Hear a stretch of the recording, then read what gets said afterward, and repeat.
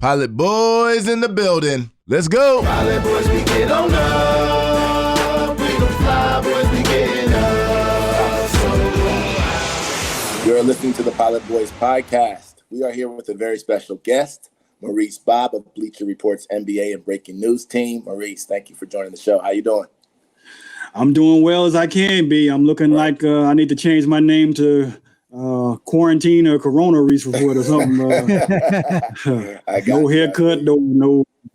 I'm just wow. Yeah. I never really realized as a man how much, I guess, maintenance and upkeep you need, but I'm living proof. Yeah. and how easy it is when you are in quarantine to say, you know what, I'm just not going to do it. Just screw it. I mean, who's going to see me anyway, right? Yeah. If it wasn't for this show, I probably wouldn't have had a haircut by now. So, But yeah, we're going to jump right into it, man. You have a very interesting story. Obviously, you've done a lot of different things in your life at such a young age, very accomplished, and actually different walks of life too, not only just the same thing. So we want to talk to you about a lot of that stuff. We're going to start kind of by just talking about your journey, though, your journey as a writer. So V can jump in from here, and we'll go from there. All right, sounds good. What stands out always about you is that you're eclectic, right? Most people focus in on one area. You are brilliant in the sense that you are able to navigate both the worlds of sports and music as a writer. So that's probably my first question: is how did you get into the idea of writing, and then how did you decide that you were going to basically do sports and music? Because most people don't try to go down both paths. So I'll bet if everybody listening, if you could go back in your life and pinpoint, you'll see that somebody or teacher, parent, relative, friend, somebody told you what your talent was, right? Mm-hmm. And I have a similar story. I remember I was going to Bowie State University in Maryland. I had just gotten out of the military. And the policy was, if I wanted to be a full-time student, I need to be on campus, living on campus in the dorms. And I already had an apartment, I was a grown-ass man. So, I wasn't trying to hear that. So basically, I had to write a brief paragraph as to why that I should be allowed to live off campus. And I remember, obviously I can't remember what I wrote, but I wrote I made my point. Mm-hmm. And, the guy who was also a professor, he said, wow, you made your point so, succinctly and crisply here. Did you ever thought about being a writer? And, that kind of went in one ear and out the other. I was just glad I didn't have to live on campus and I could just do my thing. But I remember just kind of reflecting back on that moment, like, wow, okay, I wish I would have, heeded that advice at the time. So, I became a writer late in life.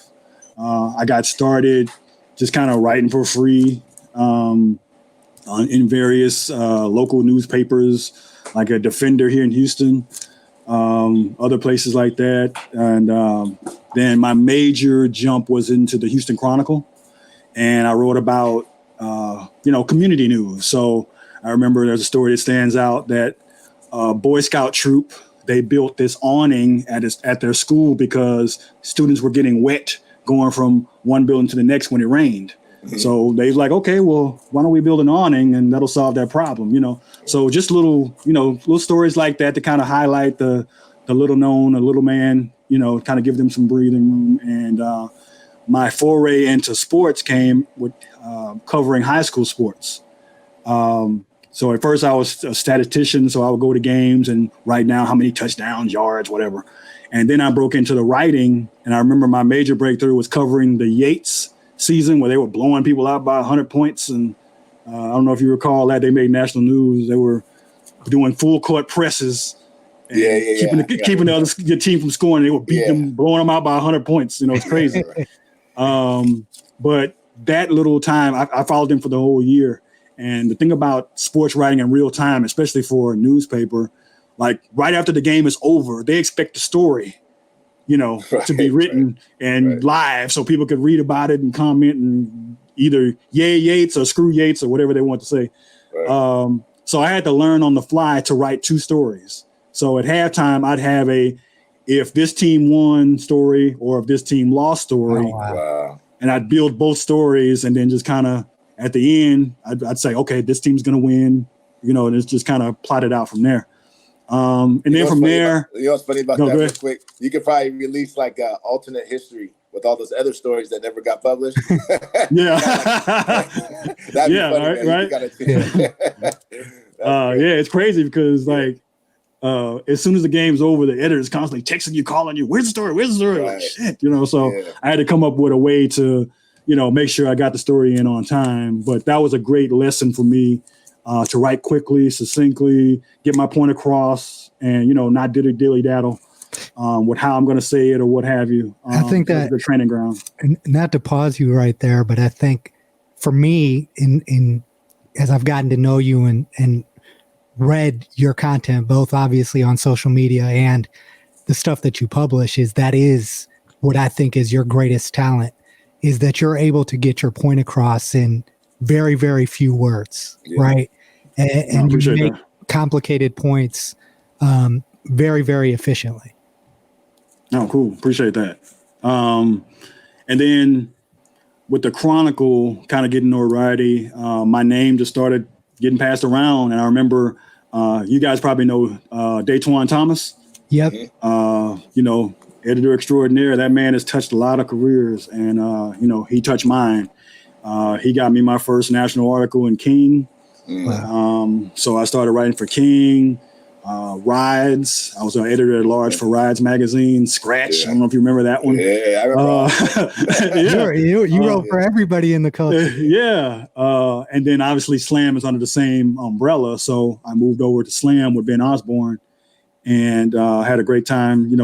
A lot of history writing for Slam, and then Ben Osborne went over to Bleacher Report, and that's how I found myself at Bleacher Report. And kind of here and there, I've done stuff from Rolling Stone to Complex to Vibe to, you name it.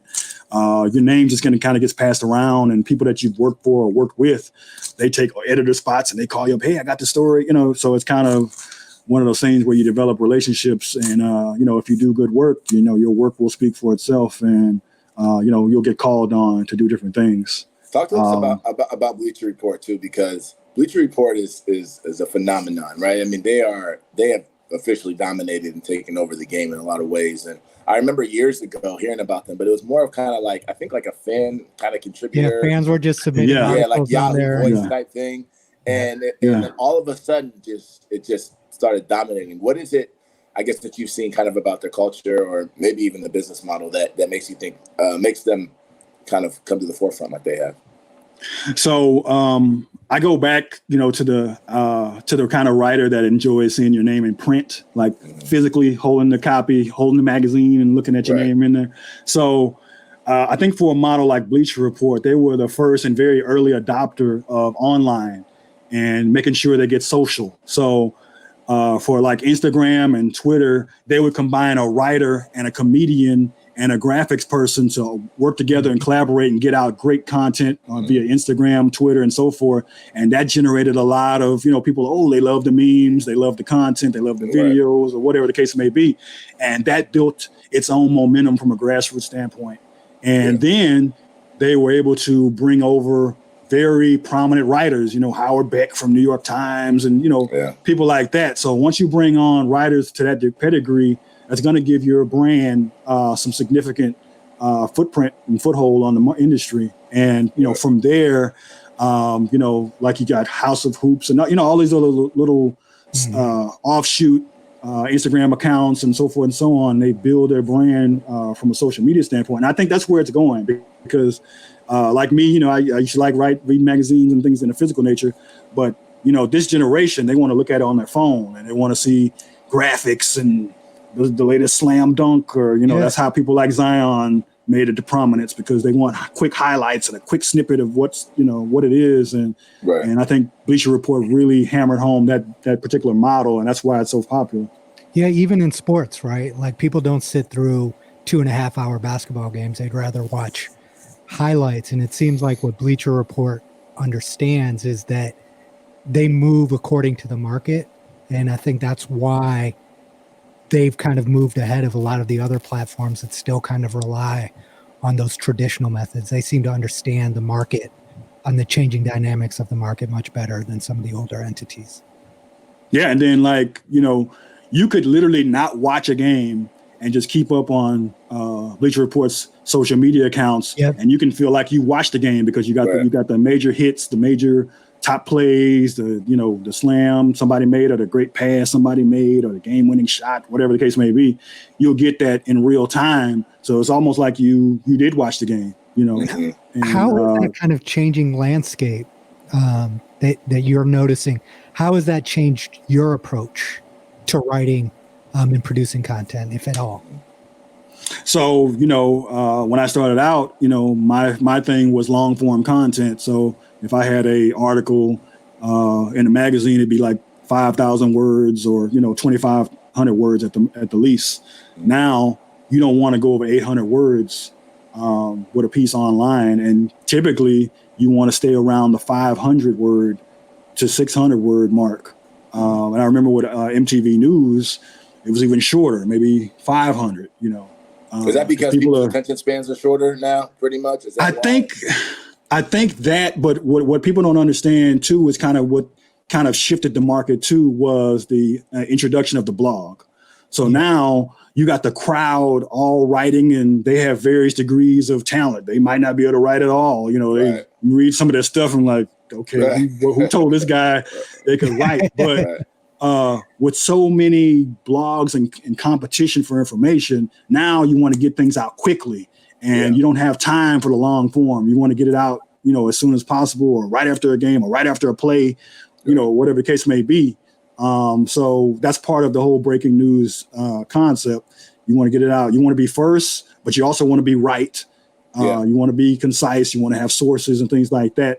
And one of the kind of the rubs against media these days is, the clickbait argument. You put these things in the headline. I can't tell you how many times when I've submitted a story and I even go back and look at it and like, ooh, who came up with this headline? It's very clickbaity, or just kind of picks one juicy tidbit out of the whole thing. And, that's kind of one of the things where I got in trouble with James Harden and his mom.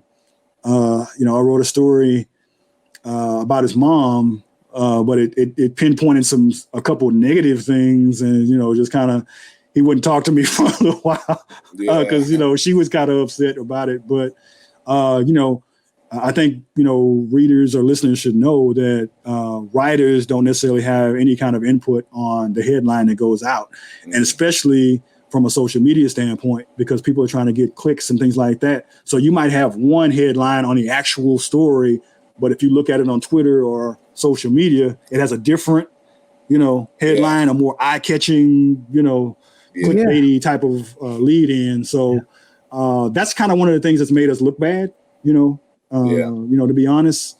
But you try to affect what you can. So. But it seems like that's a media culture issue that you guys are dealing with, right? Like, it seems like there's a battle between true journalism and this idea that we need to put something out that's going to get the clicks and results, right? And it seems like the clicks and results come before the story now in a lot of mediums, and that seems to be the general issue that we're having, even in terms of these clashes that we're having in public, is people are only reading the headline. They're only reading the 15-second clip, and obviously that's creating a unique set of issues. Has that changed? Is that something that you see in your world from editors? Are they changing too in how they approach story? Well, I think, first of all, you have to follow the money. So in traditional publication, you would have ads in a magazine or in a newspaper. Now those ads are attached to the social content.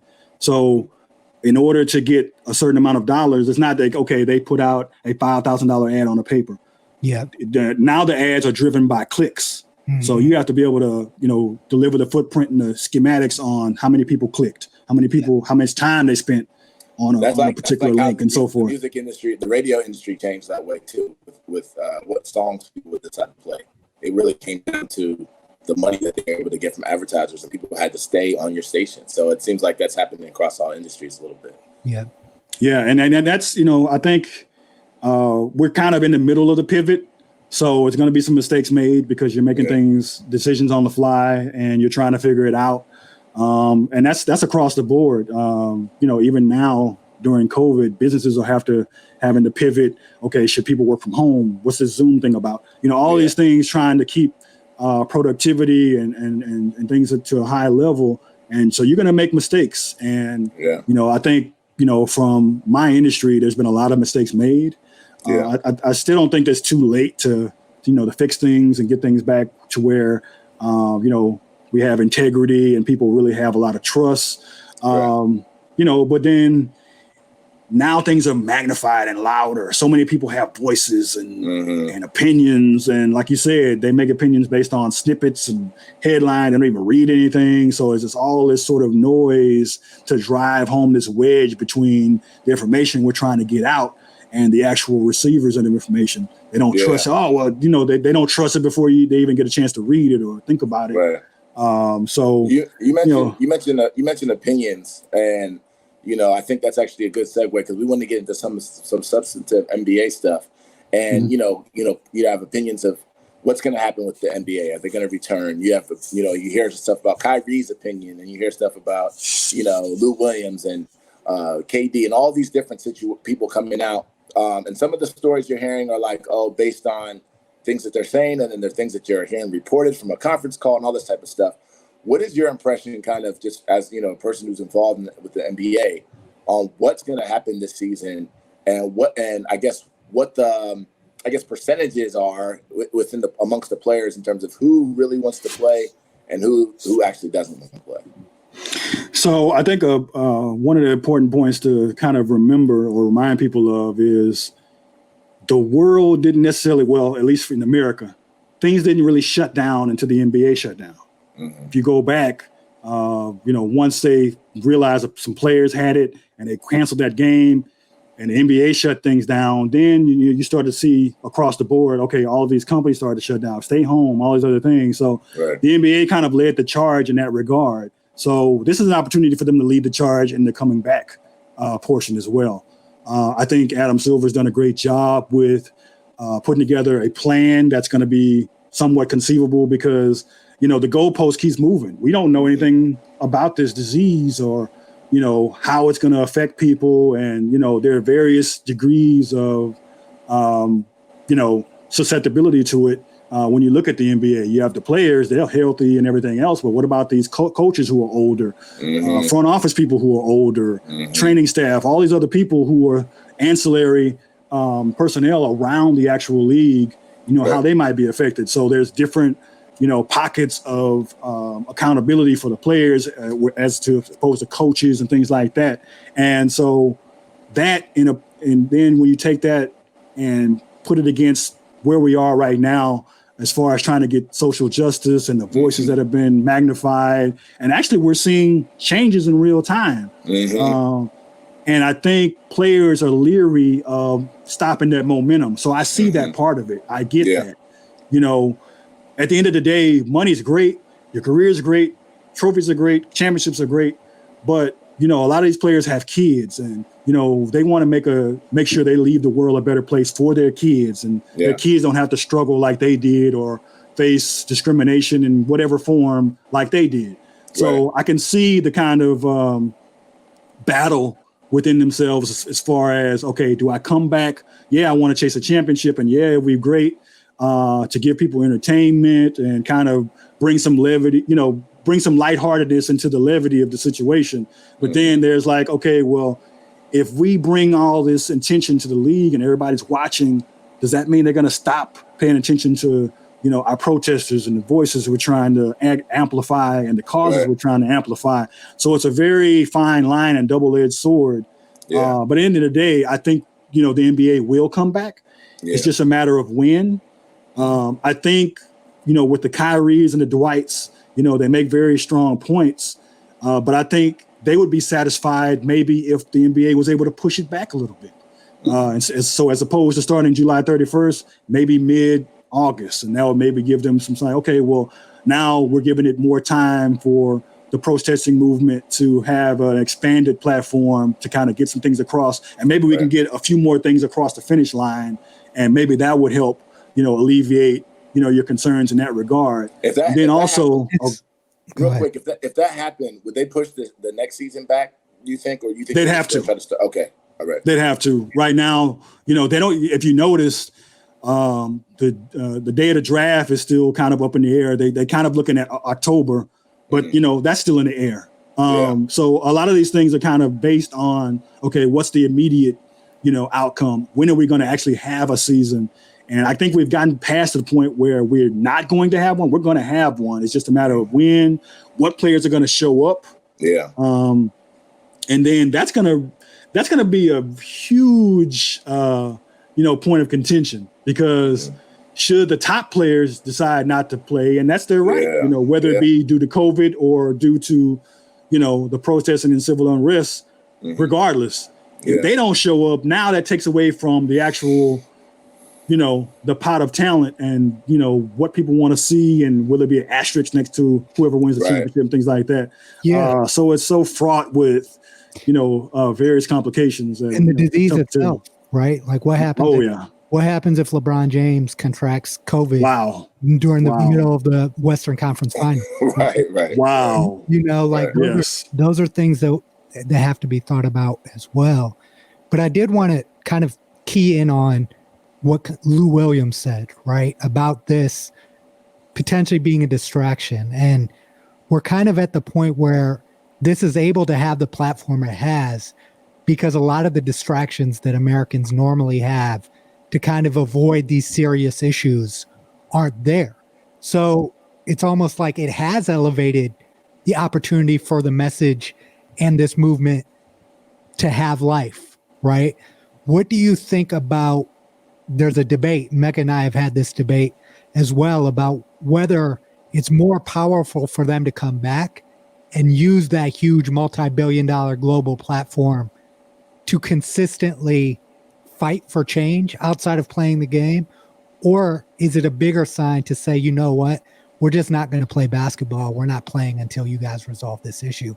I wanted to see where you kind of fell on that spectrum, or what you believe. So I kind of believe more so that if they didn't play, it would have more of an effect, because you have people clamoring for any kind of, break from, and not just, the civil unrest. People have been out of work. They've been stuck at home. Their anxiety levels have been very high due to the, fear of this virus or unsurety when it comes to, what it might do, how it might affect people. And there are, real consequences. I have 4 family members that had it. 2 of them had to go to ICU. They lived, thank God. But, there are people who didn't live, like Carl Anthony Towns' mother, So there's some very concrete, examples of the severity of this, time we're living in.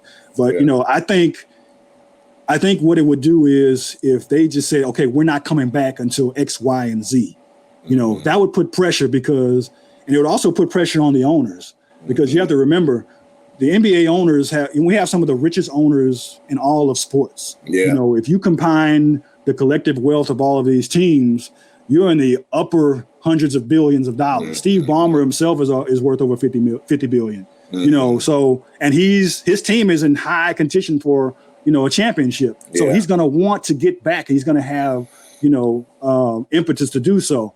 So if players put the impetus on the owners to say, hey, look, we need you to go to bat for us, and we'll come back if you help to facilitate these changes and this legislation and this, these points and so forth. I think that would move the needle a lot faster than if they came to play right away. Even if they used the platform to say, for instance, halftime, they had some sort of special, players talking about, various issues and things like that, or if they knelt before games and so forth. That's going to ignite ire on the other side. People, I don't want to hear what LeBron James had to say. Shut up and dribble. Mm-hmm. Just play the game. Because you have those people. They're out there in droves, and Let me ask you this, because you just mentioned kind of player leverage essentially, and we talk a lot about college, and we're seeing unprecedented unprecedented kind of actions from different collegiate athletes across the country who are essentially understanding now and realizing their leverage. Part of it is because of momentum, right? And they feel supported behind a movement, right? That I think some of these issues they were aware of obviously before now, but now that they feel like they're supported, they feel like they're part of something. And obviously the NBA players have an even next level of leverage because they got money. So they can literally quit and be good for life right now if they want to. How do you feel like this kind of movement we're seeing amongst athletes, does it have staying power? Is this something that you think is going to actually, what's happening now is actually going to change the landscape of sports forever from a leverage standpoint? Or do you think that this is probably maybe just kind of a flash in the pan because of the movement itself? Well, it has a danger of being flash in the pan, but I think leverage comes from also power.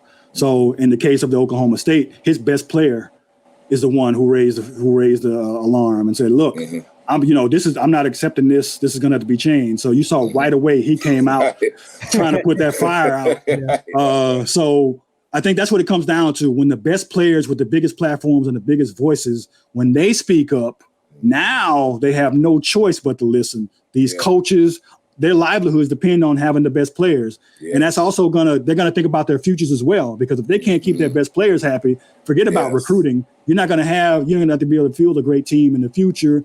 And what does that mean? You're going to lose your job as a coach because you couldn't put together a winning team, a winning record, so forth, so on. So now players really have the leverage, and also more people are listening. People who had never listened or understood or really recognize what was happening before. Now they're seeing it. Now they're willing to step out and say, okay, it's not enough to say I'm not racist. You have to be anti-racist. You have to be anti-discrimination. You have to be anti, police corruption and police brutality. You have to be take a stance. You can't just say, oh, well, you know me. I'm not racist. You know me. When I see wrong, I wish wrong didn't happen. That's not going to fly anymore. Now there has to be action. You have to speak up, use your voice, use your platform, whatever that may be. And if we can, put together that kind of momentum, we'll see real change, because that's where true leverage comes from action, from standing behind your convictions, that old freedom or death, it really comes down to that, and I think a lot of other African Americans are seeing that injustice for us also can mean injustice for them if they let it, grow and multiply and get worse. And they really see that in the police community, so I think, the groundswell has been growing, different voices are seeing. And I think, V made a good point. We're all stagnant and we were forced to see what happened to George Floyd. We're forced to see all these various, things that we could turn a blind eye to. Oh, we're busy. Oh, we're working. Oh, we're out. We're having fun. We're drinking. We're hanging with friends. Oh, I'm just too busy. You're still on that? We can go still? Now there's no turning away, and there's a lot of power in kind of making everybody stop. And even from a different standpoint, with the world kind of standing as still, smog disappeared in LA. Animals are coming out, you know what I mean? It's like the world is healing a little bit. And this can be a time where we could heal if we pay attention and we take action. And I wanted to ask you about this, and Mecca and I have talked about this as well, is two things. What do you think the obligation of, one, people in power is, like NBA owners, NFL owners, baseball players? And then the second thing is, what do you feel like white America's obligation is to this cause? So I think it all has to start with acknowledgement. And for too long, they've, pushed the can down the road. They didn't want to face it. You'll see it all the time. Oh, you talk about slavery, forget about that, but then you say 9/11, never forget. So it's almost as if, never forget the atrocities committed against us, but forget all the atrocities that we committed against others. They want to sweep those under the rug. So, from, the white community and people in the power like that, they have to own their shit. Realize that you want to see the power. Realize that there really is such a thing as white privilege.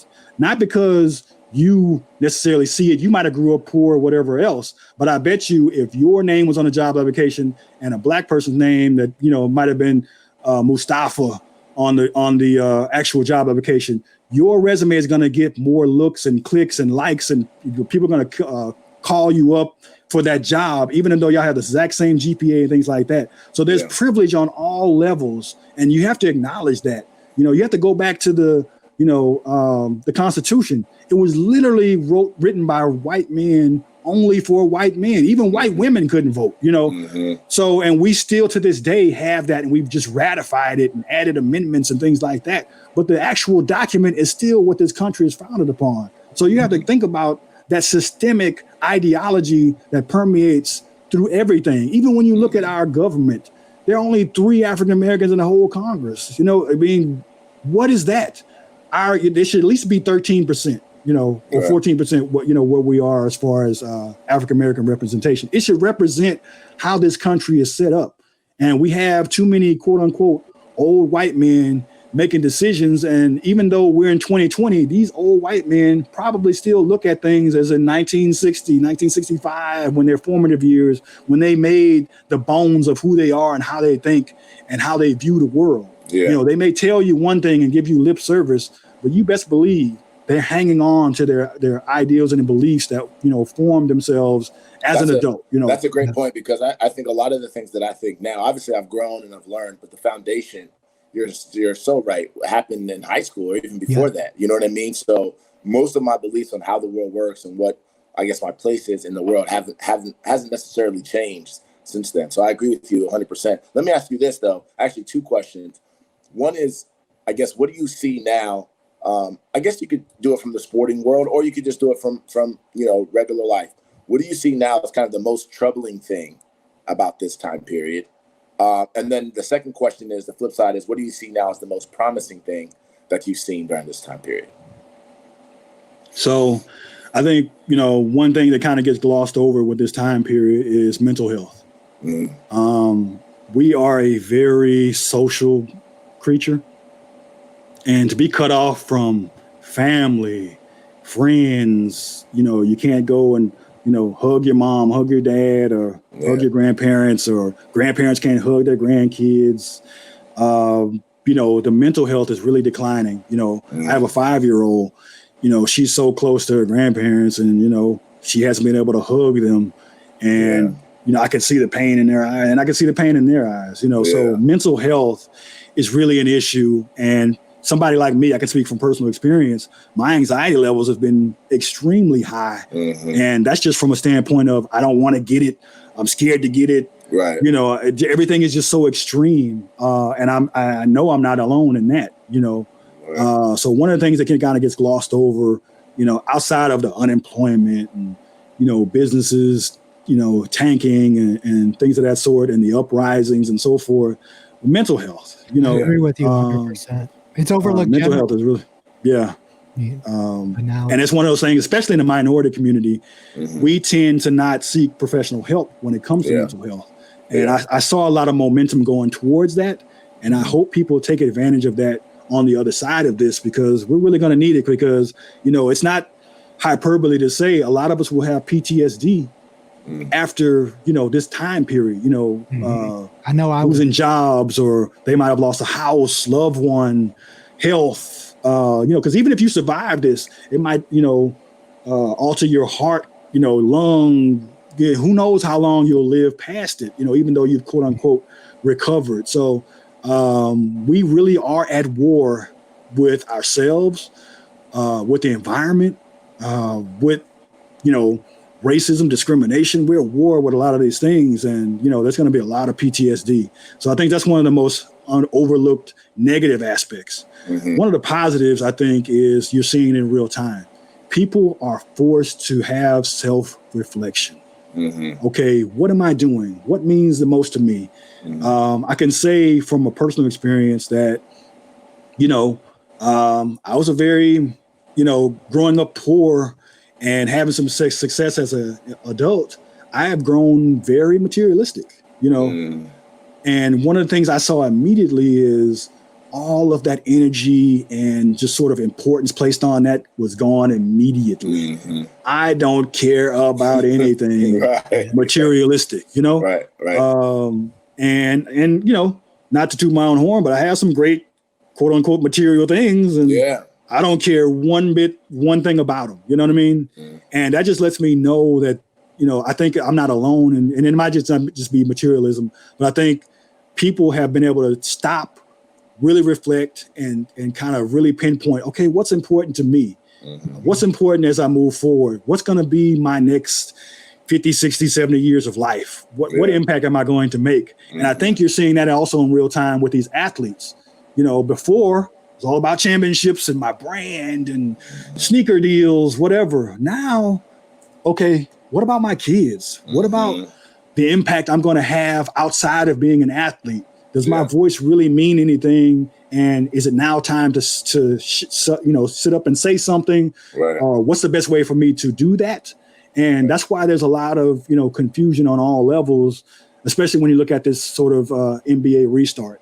It's coming across the board. People are just really having self-reflection and really seeing what's really important to them in their lives and their families. Right. And we're seeing that across the board. It's healthy, right? Even the NBA thing, I think some people are getting a bad rep, but it's healthy that they're having these conversations because no two people think alike. Everyone's dealing with trauma, or there's a justification for why they hold their position. But I think it's a real opportunity for the NBA community to kind of embrace all of these different opinions and move forward. That's what we hope for as a country, right? One of the major issues that we have is that we all kind of stay in our own sandbox, right? In this situation, echo chambers. Yeah. Mm-hmm. And this situation is forcing us to join all in the same sandbox. In the spirit of understanding, right? I wanted to ask one more question. We have some NBA questions, historic questions that we're going to get to, but one last question that I have is this one. You have written and been involved in the NBA world for a long time. And have been a journalist. I would like to hear about your specific experience, right?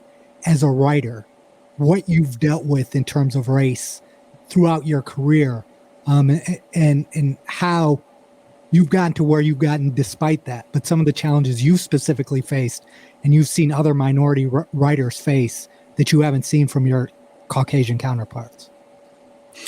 So one of the immediate things was I came from quote unquote hip hop journalist space. So your King magazines, your Slams, if you compare that to, you know, traditional media, you'll know what I'm talking about. And one of the biggest problems I had was making the switch and kind of going back and forth. And there was a lot of pushback from the voice that I developed. And I had to literally dial everything back, take a lot of my personality out. And I don't think I saw a lot of, you know, my white counterparts, you know, have to go through that. So a lot of my voice and opinion was kind of taken out. So it's funny. I have a mindset with whoever I might rewrite for, like, oh, okay, I'm writing for them. Okay, I can be me. I can write, you know, free flowing, my voice, you know, how I would, you know, communicate. And if I were writing over here, like, okay, well, I've got to write at a fourth grade level, you know, use words that everybody knows and just everything. And, you know, like one of my editors used to say, kill your babies. You have to kill your babies on, you know, for certain publications because, you know, you can't be wordy or, you know, use this particular language and so forth, or slang or whatever the case may be. And that's one of those things that's been a harsh reality. And like when you go into locker rooms and those kind of environments, you're judged by who you're writing for. I noticed.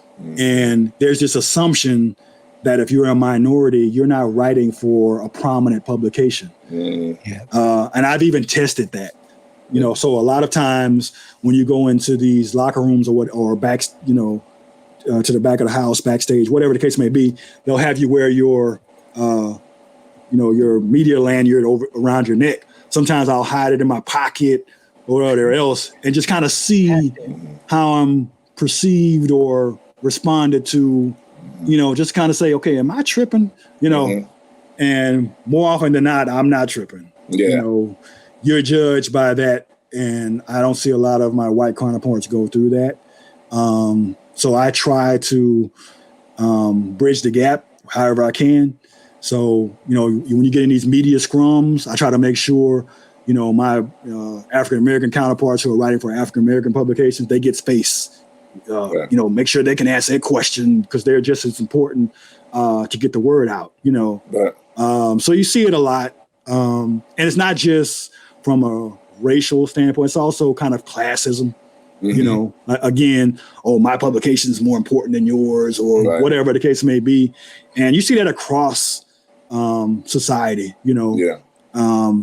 I have a family member who's a doctor who thinks they're better than everybody because they're a doctor, And I think that's where we kind of fall short in our humanity. If your worth is only tied to what you do or how much money you make, we've already lost. You're missing out on so much, a vast vacuum of knowledge and experience and everything else. We just don't value voices because they're not coming from prominent titles or, the most amount of money or status in society. And that's one of the things that I've tried to be cognizant about, just to make sure, I don't devalue someone just because they're stationed in life.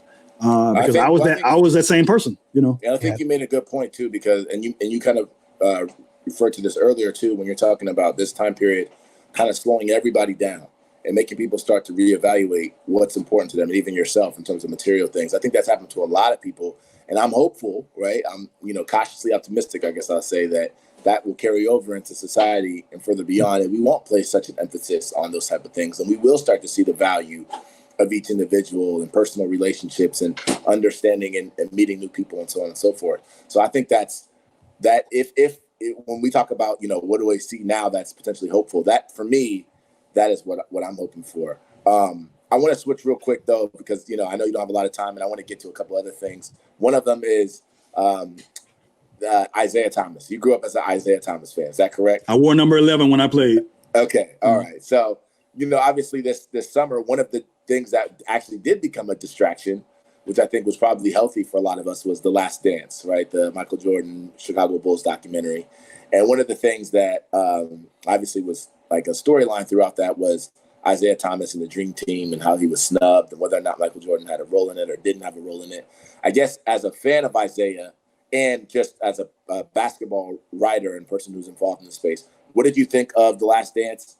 And then also, what did you think about, what are your thoughts on what actually really happened with Isaiah and the Dream Team? And in one addition, and your thoughts on the player you admired versus everything that we've seen and heard from Isaiah since he left the court too. So, spoiler alert, I was a huge Bad Boy fan, so that's why I hated Michael Jordan. Mm-hmm. I hated him. Yeah. Wow. Were you able to respect him as you hated him? Oh yeah, definitely. Okay. Because you can only hate somebody that's relevant. You know what I mean? And that constantly kills your dreams and stuff like that. Gotcha. So that's why I had such a visceral hate, because he was so damn good and we couldn't just get rid of him. Right. But I also really appreciated his game and everything. But for me, Isaiah was like a maestro on the court. He had the ball on a string. The things he could do, people talk about Kyrie and things like that. Isaiah is Kyrie's blueprint. Isaiah was the one who could come down, lose you and shake you and cross you, and he could score at will. Yeah. All I had to do was point to that 25-point outburst on a sprained ankle. The dude was unstoppable. He's won at every. I just used to love the way he would smile and just be a baby-faced assassin. He smile on your face and he don't look like he's 15, but man, he would kill you. Right. Kill you on the court. That's how Steph is. Yeah, 6 foot nothing, but man, not afraid to go in there, mix it up, take an elbow and still finish on you and get through the contact. Throw a few elbows too, right? Yeah. Exactly. You know, and from Chicago, roughshod Chicago. So ain't no backing down. Right. You know, he was fearless, and I was never that tall. So I just really gravitated towards Isaiah, and I played point guard in high school. And I used to love to pass, and, you know, I was more of a defensive specialist. That's what kept me on the court and why I wanted a starting job. But I just loved Isaiah and the way he played, even on down to the shooting form, you know. So I used to shoot like him, you know. And I wore number 11, like I said, until I was part of a team where I couldn't get number 11. And I chose 34 for Charles Barkley. He was like one of my, I guess, my third best player. Favorite player. But as far as Isaiah, I was glad to see that people got to see the asshole side of Jordan, because he was painted as like, oh, I want to be like Mike. When really he's an asshole. And I met him before. He's an asshole. Wow. You know, if you're not a woman, don't even bother. He'll talk to a cute girl or woman, but man, some guy, no. Wow. I heard I've experienced it firsthand, and I've seen a guy, you know, telling you to fuck off. Right. Yeah. And he's like that, you know, and he may have, you know, mellowed as he's gotten older. But man, I met him when he was doing his Wizards tour, you know, comeback tour. And wow, he was an asshole. But, you know, a lot of people got to see that asshole side of him in Last Dance. And he finally admitted how much he hated Isaiah and the Pistons. And what's funny to me was Isaiah and the Pistons made him the winner he was. Sure, he was great. Next world. He said Isaiah's the best point guard ever. He did. And why would you hate to that degree somebody who made you as great as you are? I just don't understand that part of it. You got your ass because they were literally beating his ass. Yeah, it made him go be better, made him go lift weights, made him just push through and find this other gear. You know what I mean? It took him to a whole nother level. He still would have been great, probably would have still been the best of all time, but it took him those battles and learning how to win, learning how to overcome physical challenges, mental challenges, you know, all of these things. And it's just unfortunate that he didn't see the value in that and carried such a grudge that he kept him off that team. So you do believe he kept him off the team? Yes. Okay. But it seemed like by that time, Isaiah 100%. Isaiah had burned bridges with Magic Johnson, Michael Jordan, and even the person that spoke out about it was David Robinson, right? And he's not a guy that's outspoken, but he said, Isaiah, we wanted a team that was unified, and people just didn't like Isaiah or the Bad Boys because that was the culture that they presented, right? And you talked about Jordan being an asshole, but it seems like Isaiah's a pretty big asshole himself, right? So it's two and butting heads. But what I liked about Isaiah and the rest of the team and the Bad Boys were they embodied the spirit of Detroit. I'm from Oakland. We have that same spirit, working class, you know, against the grain. You know, obviously we had the Black Panthers, a lot of fighting spirit in us. And I saw that same camaraderie and simpatico with Detroit, you know. And so they were just really beacons for their city. And that's why they were embraced in that way and so forth. And for Jordan to delegitimize them as champions when they had to fight the same kind of battle, they had to fight through Boston, they had to fight through LA, you know, they had to learn how to win as well. Isaiah famously threw that ball and Bird caught the pass and, you know, knocked him out, you know. So he had to learn valuable lessons from his, you know, peers and better players and so forth and so on. And that torch was passed to Jordan. And, you know, the Pistons acknowledged it. Why couldn't the Bulls, you know? And I think a lot more has been given towards that whole no shake thing than really needed to be. And that's another one of the things why Jordan was so amplified. Petty, right? He was so amplified that everybody jumped on that bandwagon when just a year before the Celtics did the same thing. They didn't get the same ire. I don't understand that part of it, you know? So it's like selective outrage, you know? What we saw was, do you think it was just one of those things like we knew that Jordan went out of his way to create competition and create adversaries for himself? Do you think, I think in a lot of ways, his ire for the Pistons is showing how much respect he had for him, right? Because he kind of the same way I hated Jordan. Yeah. He put that in his mind that these were the bad boys were the biggest threat to him in the NBA.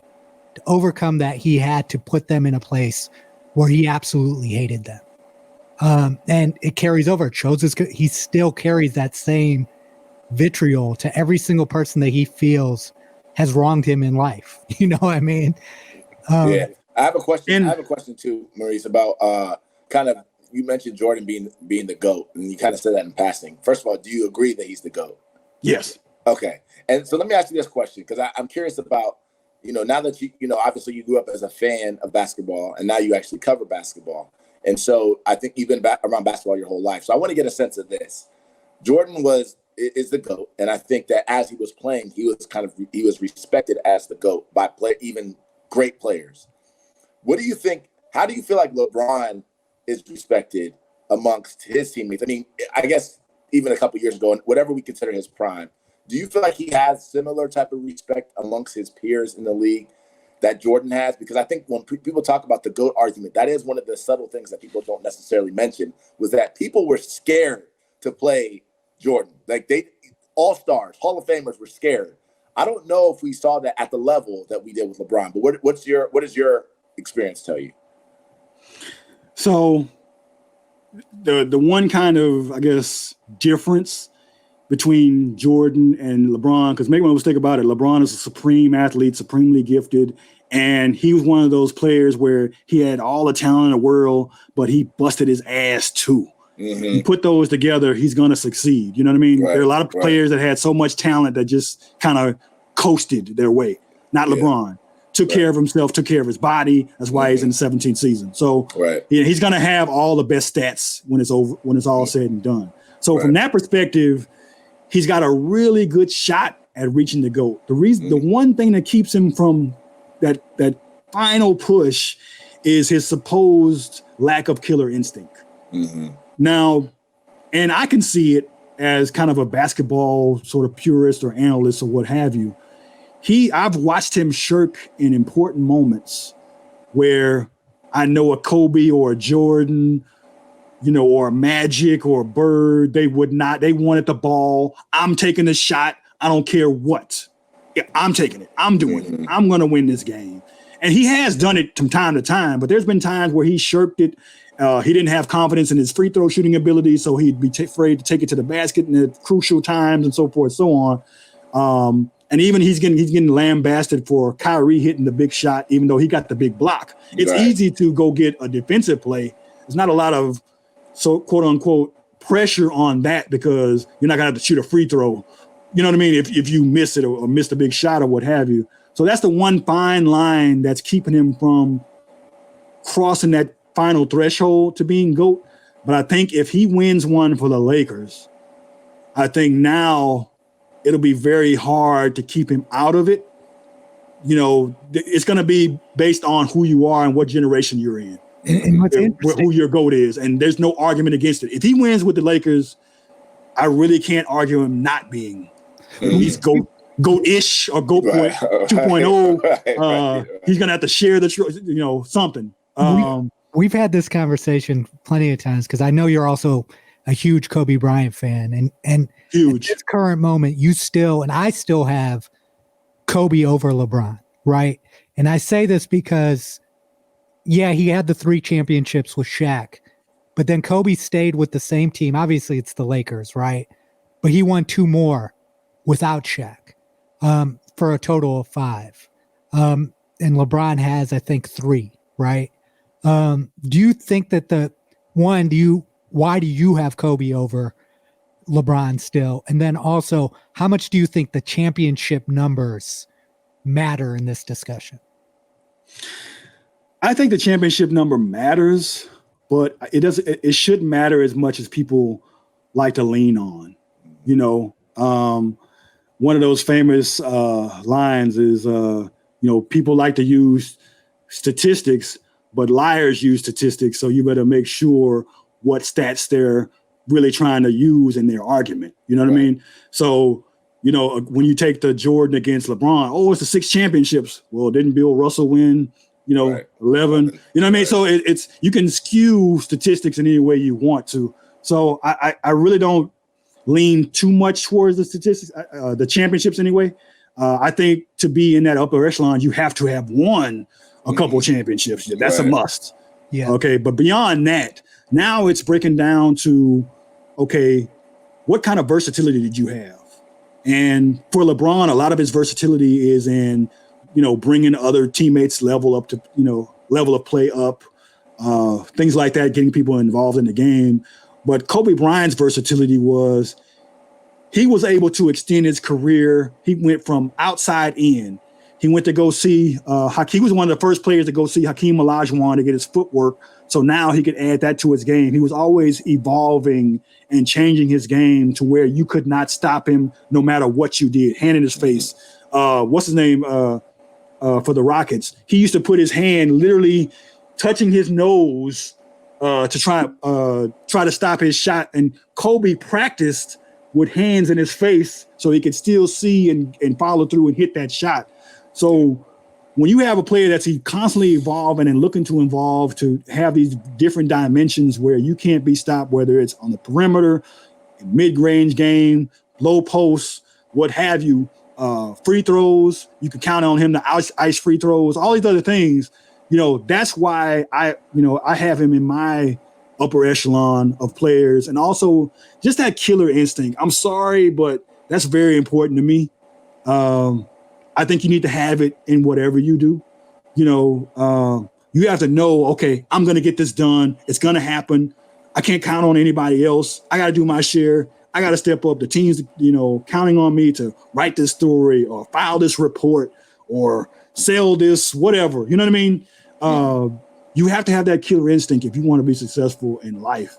And I feel like LeBron kind of went and got some of that killer instinct from Dwayne Wade in Miami. But I don't think he would have ever won if he didn't leave Miami. He needed to go learn that killer instinct. He had everything else game-wise, but that killer instinct, he got some from Dwayne, and now he has, a good percentage of it. He doesn't quite have the level of Jordan and Kobe, but I think he's getting there. But he may run out of time, so to speak, because I don't know how many more years he has at his prime or playing at this level anyway. I think he's past his prime, but he's been able to extend it. Right, absolutely. Okay, let me ask. Go ahead. No, I was going to switch gears. Go ahead. Yeah, one last question before we switch gears. I was going to say that there's a lot more that we haven't covered yet, but we know that you're from Oakland, right? And you are a Golden State Warriors fan. Where you're at. One of the funny things that we always talk about is, one, where did all these Golden State Warriors fans come from, right, when they were winning? And then second, where'd they all go? But Oakland, anybody who knows the NBA knows the people who were in Oakland, they were diehard Warriors fans. That stadium was filled when TMC, baby. When they were winning 10 games, right? So talk to us a little bit about that as a fan. How you feel about bandwagon fans and how real OG Warriors fans feel about all of the flash that came with the championship run. So I don't have so much a problem with it as most other people might have. I think what the Warriors went through was kind of the Chicago Bull effect. So Michael Jordan brought in fans that otherwise wouldn't have been fans. He brought a level of excitement to the game. So a lot of people were diehard Michael Jordan fans, and then they became Bulls fans by default. You know what I mean? And I think the Warriors had the same thing. Steph Curry, he brought in fans that otherwise wouldn't have been. You know what I mean? He brought in the common man who weren't as athletic, but hey, I could hit a 3-point shot. You know what I mean? Right. So that kind of opened up the game and fandom to me. So because of Steph, the Warriors became a de facto favorite team, for a lot of people. And I don't so much mind that, I'm glad to see, I was glad to see a lot of people rooting for the same team that I was, right. Even if it was for a short time, because I remember that wasn't the case. I was pulling for Mitch Richmond, Chris Mullin, Tim Hardaway. I love that. Run TMC, I was too poor to go to games, but man, I was rooting. You know what I mean? I was rocking my Tim Hardaway jersey and proud of the team. Yeah. The Pearl Speedwell, Sleepy Floyd. For those that don't know, that boy was a killer. He was nice. Yeah. Then the We Believe team. Yeah. Jason Richardson winning those slam dunk championships. So it was great for me being a Warrior fan to kind of reach that mountaintop and get some championships up in there. And I'm okay that we're not there anymore. I'm still a fan. I'm always support, but I understand that everything's cyclical. Right. It's somebody else's time. Whose time that's going to be, it remains to be seen. Yeah. But I'm okay with the fact that we took advantage of it. We slid some championships up in there. I'm okay. Yeah. Especially I'm a Raiders fan. We suck. I mean, suck. The NBA has a lot of movement now too. That's different than it was, 15, 20 years ago. So guys are going different places. Moving around, it's hard to see 6 championships in a row and all that type of stuff nowadays. But I want to get to one thing also before we get you out of here. Something that's pretty important. Off the subject a little bit. You were a soldier, right, in the Army? Yeah. Is that correct? And so it's first of all, it's always relevant. Thank you for your service.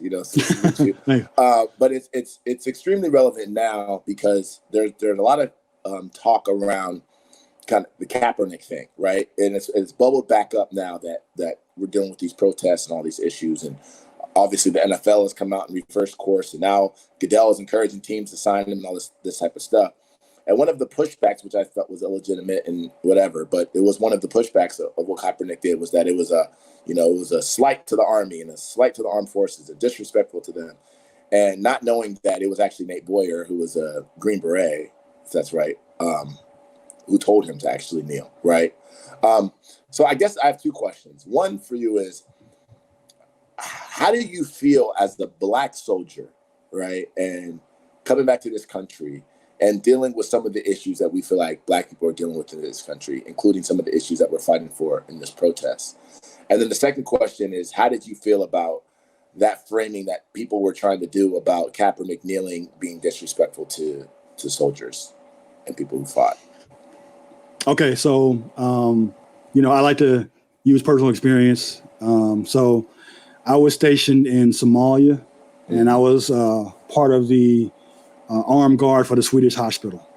So every day, obviously Somalians needing medical attention would show up to the gates where we would allow a certain amount of patients in for the Swedish hospital to, give care.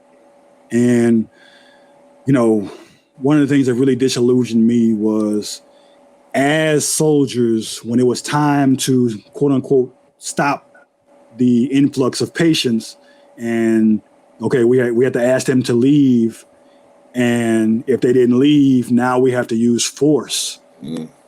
And to have to use force against people that I can literally see need medical attention.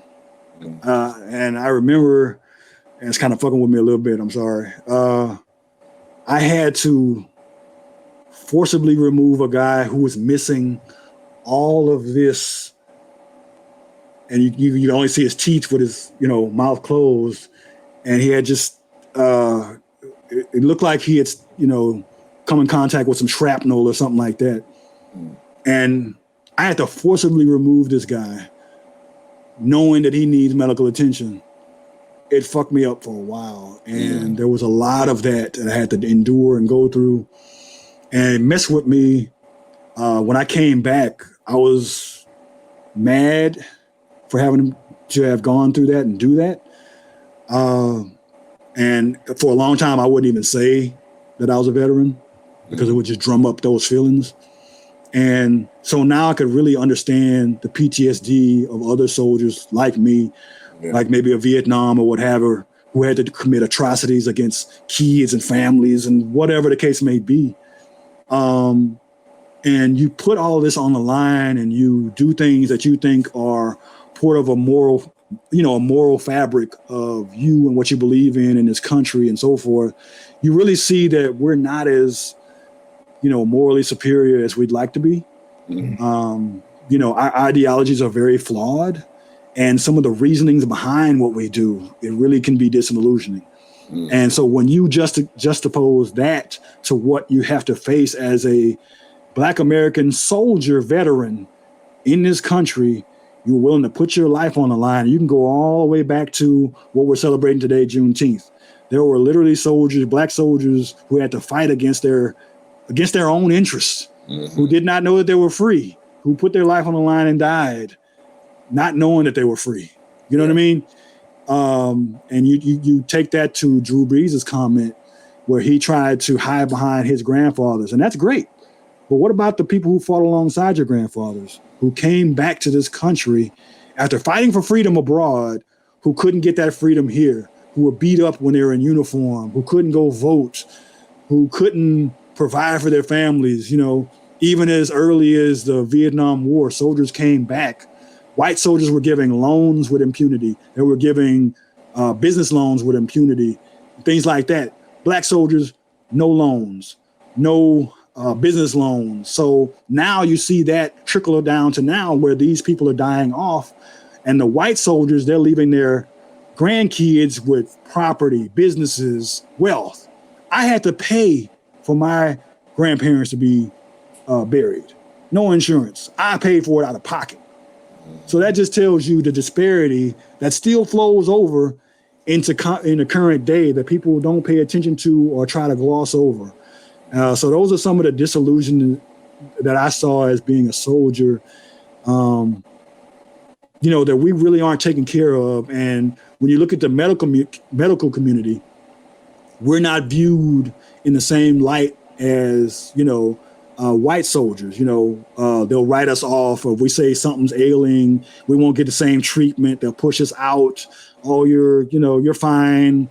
You know what I mean? So I can't tell you what kind of effect that's had over the course of all these years of being misdiagnosed or underdiagnosed because you're Black and they're not giving you the same medical treatment. So that's very disheartening from that standpoint.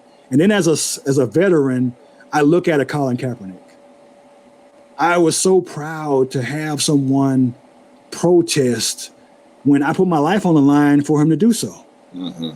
I literally went and fought in a war so citizens could hold this government accountable to give us the life, liberty, and freedom and justice for all that I supposedly fought for.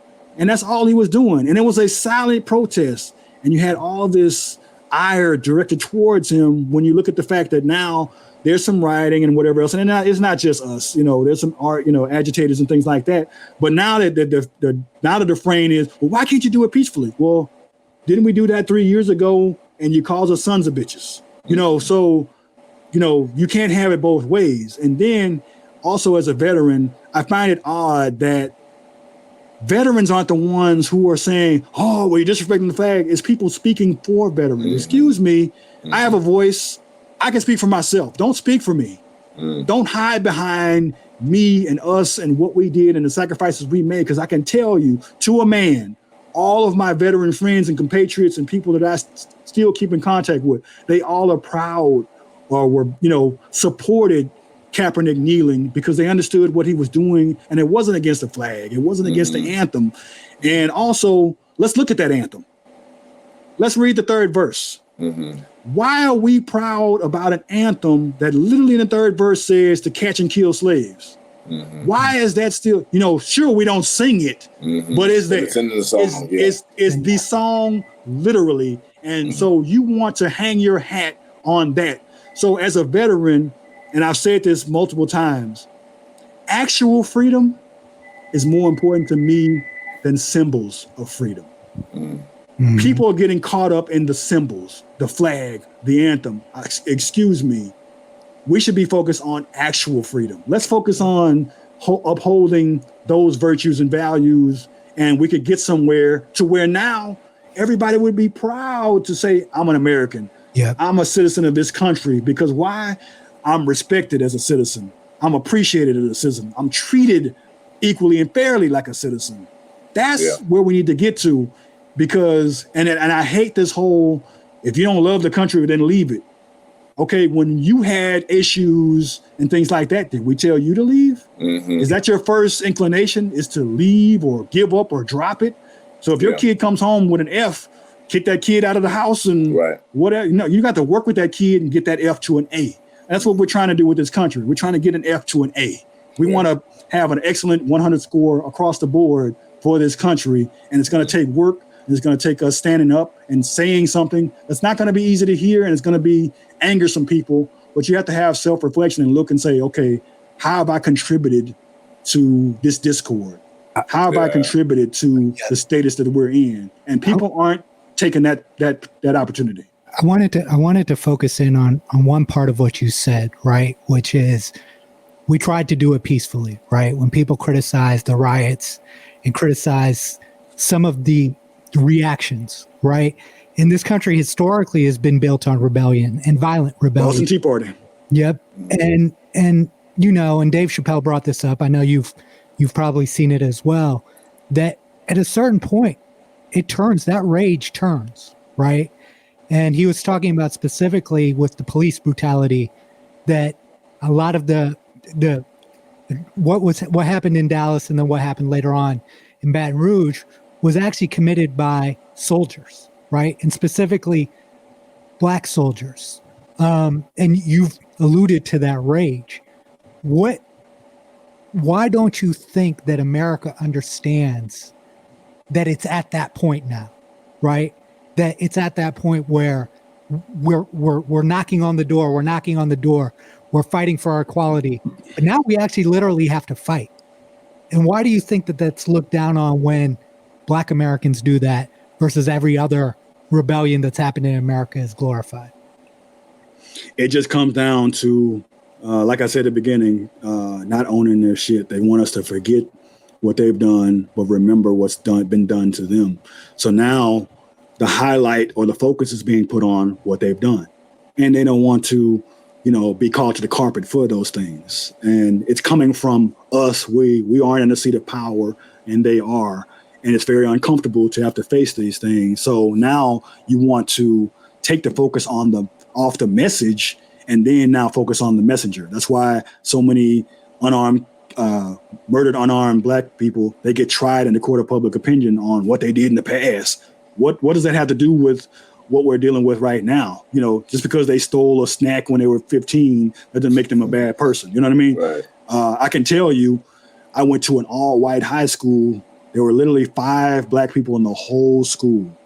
The crimes I saw committed, but were never same. They don't have rabid police officers coming in their community and arresting them. And I saw rape, drinking, vandalism, you name it. Running from police, all that. Yeah, but it's all counted as quote unquote mistakes. Mm-hmm. But we're over policed. So whatever mistake we made, we're gonna have to pay the price for them. And now the statistics are skewed because there's been more focus put on our community, and that's why. So people need to move away from the messenger and focus on the message. What are we saying? Can you listen to that?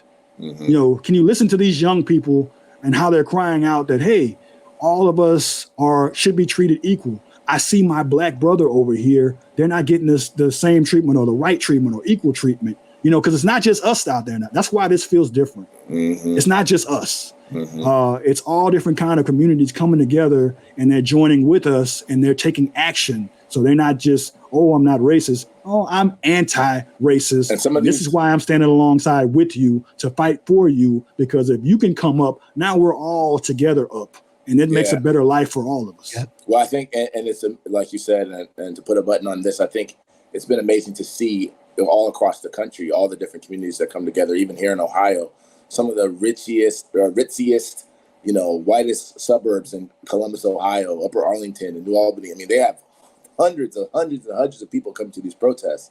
And that's something that you just would have never seen before. And I think you made a very poignant point earlier, and V and I have talked about this before as well, is that people are starting to realize and I think this is something that, all human beings need to realize, that we're all connected. So what happens to me, essentially, is going to affect you at some point. It may not be the same direct effect, but energy, I believe in energy, and I believe that we're all connected. And then also, and this is kind of what Martin Luther King used to say, is that injustice anywhere is injustice everywhere. Because once you allow injustice to happen, it's only a matter of time before it starts to happen to you. And that's what a lot of protesters are starting to see now in the streets, when they're getting hit and they're getting pushed down by by police, or they're getting beaten with batons. They're like, wait, hold on, this is what's going on? And then also, like we said earlier, everybody's had to pause at this time period and kind of pay attention to things that they weren't paying attention to before. People are realizing that history, certain Juneteenth and different things were never taught to them. People are like, wait, and they're getting a whole re-examination of what this country actually is. Because what it was branded to be versus what it's actually been are two totally different things. And I think a lot of people are coming to grips with that. And to transition a little bit from sports to your experience in hip hop, right? That's the other thing that Mecca and I talk about a lot is the type of value that Black Americans create for this country, right? That everyone gets to enjoy, but they don't share in the rewards, right? Hip hop culture is something that's been exploited for decades now, and the billions of dollars. As kind of a hip hop journalist, I wanted to kind of get your opinion on that, the hip hop culture as a whole, and how generally this country can give back to those cultures that they're being rewarded from and enjoying, right? So, I see a meme kind of going around, I wish they loved us like they love our culture. Mm-hmm. Our culture is permeated from jazz to inventions to music to, you name it. A Black man invented the stoplight, literally telling us to stop and go, so we have had so many contributions in this country that have been ignored or whitewashed to where now hip hop has been whitewashed. Mm-hmm. Even so, if you look at it, the most popular artists are white. Yeah. And actually the biggest consumer is white. So we're okay as far as to listen to, but you wouldn't go to bat for anything that we really care about. You only care about, what we have to say over a tight beat. But forget about how things really affect our families or our lives and things of that sort. So there's been this sort of compartmentalization. So we're only for a certain amount of consumption or entertainment.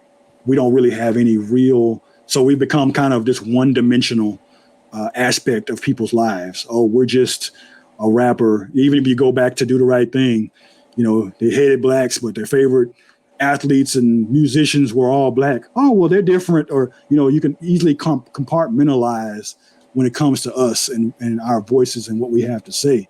And I think people need to understand that we are three-dimensional. We're not just what we're saying or how we're delivering it and whatever else. Maybe listen to, the substance of what we have to say, because we've been crying out forever.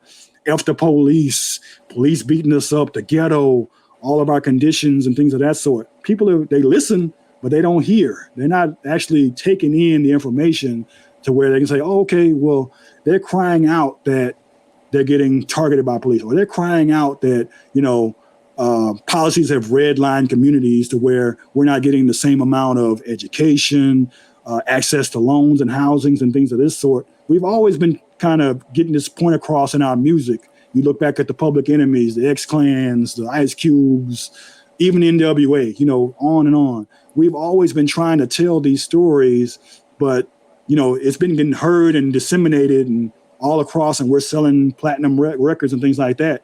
But are they listening? Have they given weight to what we've said? And to find ourselves decades later after the police came out and we're still saying F the police, that tells you right there that the substance of what we had to say have been glossed over and overlooked. So now we have to, reevaluate, okay, what's the power in our message? And you come across these cyclical things where, okay, we used to have conscious rap, and now we just have strip club rap or whatever the case may be. So we go through these cyclical points in music. And right now, we're kind of being dominated by, I guess, Atlanta, that subculture of music that you would play in the strip club or whatever the case may be. And that's kind of taken away a little bit from the movement of our voices, because I couldn't give you a lyric from one of those songs, even though I listened to them. You know what I mean? Right. But if you took me to a Public Enemy or something like that, I can run things down to actually what was said, or Tupac and things like that. So I think, it's kind of both sides. From an audience standpoint, can you listen to the stories being told? And from an artist standpoint, what are you disseminating with your message? You don't have to have all message type songs. Have fun, strip club song, whatever the case may be, but have some substance to go along with it. There's a lot of different ways to tell a story. And even when you're making somebody laugh or cry or get crunk, there's still something that could stick with them. You could put something in the hook or whatever the case may be. There are always ways to make your point. And music is a very strong medium for that. So I think it's incumbent on both sides to kind of look at things differently. Well, that's actually a perfect segue to getting you out of here. So we're going to switch gears a little bit. There's something we like to do with our guests before we let them go. Ask them their top 5 lists. It's going to be start 3. It's going to be 3? Oh, it's going to be 3. Okay, so the first one is your top 5 musicians of all time. We just talked about music, so let's hear your top 5 musicians of all time. Personally. So I don't know what my top 5 says about me. Maybe I'm weird. So I guess 1 and 1A, Prince and Michael. Mm-hmm. Michael was my favorite in my youth, but as I've grown and appreciated musicality and everything that goes behind song making and the process, I've become more of a Prince fan. So Prince is 1, Michael is 1A. Okay. After that, it gets kind of all over the place. Frank Sinatra, Nina Simone, Sade. Sade got me through war. This was back when it was a cassette tape. I played it so much it broke. I had to buy another one. Yeah. And number 5, and I don't really like to put him at last, Public Enemy. Yeah. So that's my top 5. I love that list. I love that list. Now the second one is your top 5 athletes. Athletes. Yes. Number 1, Muhammad Ali. Yes. Muhammad Ali's my icon, idol. Never got to meet him. He's the one person, if I met, I would make sure I take a picture. I've met all kinds of celebrities, athletes, actors, didn't take a picture with them. Got a picture. If I would have, because it's kind of against the rules anyway. Yeah. As a journalist, you can't take a picture with people, but I wouldn't care about the rules. If I would have ran across Muhammad Ali, I've taken a picture, autograph, I don't care. Right. He's my number 1. Mm-hmm. So after Muhammad Ali, I'll have to go with, that's a tough list. Arthur Ashe, quiet Tiger Woods. When he opens his mouth, I regret it.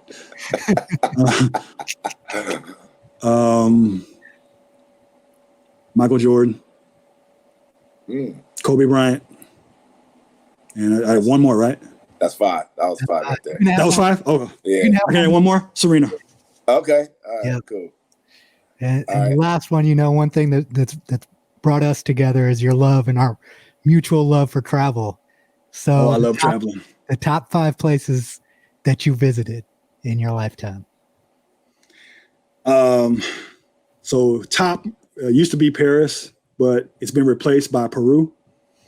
Went to Lima, Peru. Yeah, Lima, Peru. And I went to Machu Picchu, but also hiked Rainbow Mountain. For listeners out there, most people don't know. They know about Machu Picchu, but they don't know about Rainbow Mountain. Please Google Rainbow Mountain. It will change your life. Wow. It's 17,000 feet above sea level. It's like 30 below at the top. When you get to the top, the feeling of accomplishment that you will feel and the rush that you will feel for this appreciation of life and what God has created and just your place in the world. I don't think I'll ever be able to replace that. I did that last year. It was an experience of a lifetime. So that's my number 1 now. Second place is Cuba. Yes. Went to Cuba finally 2 years ago. What can I say about Cuba? Just the people, the food, the history. And it feels like if you ever imagine getting in a time machine and going back in time, that's what going to Cuba feels like. The cars, the architecture, just even the You mindset of always the feel people. safe too, right? Yeah, Walk around. it's fantastic. So Cuban, and I hate that we can't go back. Yeah. So I'm hoping that'll change because I definitely want to go back. And as soon as quote unquote outside open back up, I'm going to go back to Peru because they have a desert oasis called Huachaca. There's literally a desert oasis.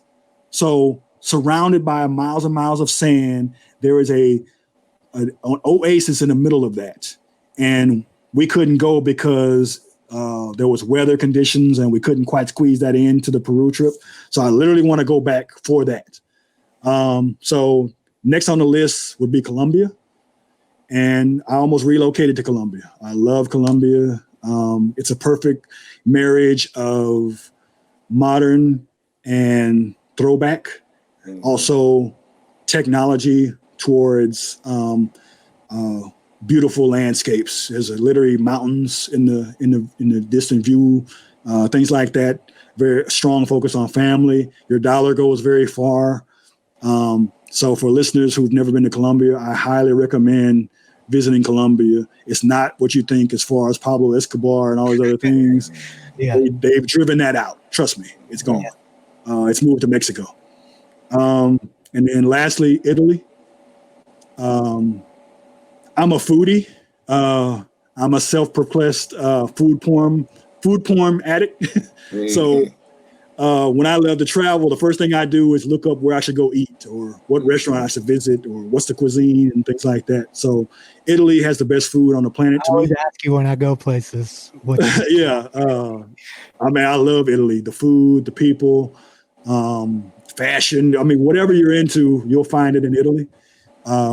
So those are that's my top 5. That's a good list, man. Yo, seriously, thank you so much for joining us, man. This has been exceptional, man. We have a lot of other questions that we probably could have asked you. We'll definitely have to have you back on. We're gonna have to have you back on. Anytime. Yeah, Love what you guys are doing. Appreciate it, man. You have a good one. Be safe and take care of that family of yours. All right, will do. Happy Juneteenth. Right, take care. All right, man. Peace. Boys, we get on up.